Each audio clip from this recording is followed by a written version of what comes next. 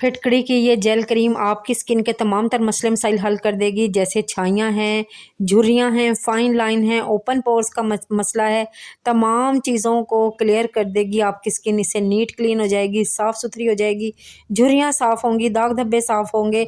चलते हैं रेमेडी की तरफ। बिस्मिल्लाहिर्रहमानिर्रहीम। अस्सलाम वालेकुम, कैसे हैं आप? उम्मीद है ठीक होंगे। सबसे पहले आपने साफ़ सुथरा बाउल ले लेना है।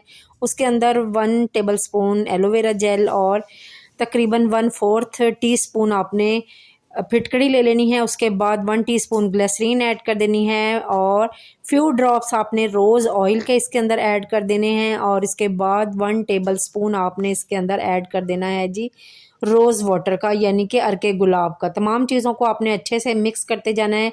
उसके बाद आपने 1 टीस्पून के करीब इसमें राइस पाउडर यानी चावलों का आटा ऐड करना है और किसी अच्छे से मिक्स कर लेना है। डबल बॉयलर की मदद से इसको थिक कर लेना है, क्रीमी शक्ल में आ जाएगी। बहुत ही ज़्यादा ज़बरदस्त क्रीम है। आप इसको डायरेक्ट पैन में डाल के भी थिक कर सकते हैं। ये बेहतरीन सी क्रीम रात को लगाएं, दिन में लगाएं, जब मर्जी लगाएं, आपकी स्किन नीट क्लीन ग्लोइंग और ब्राइट हो जाएगी।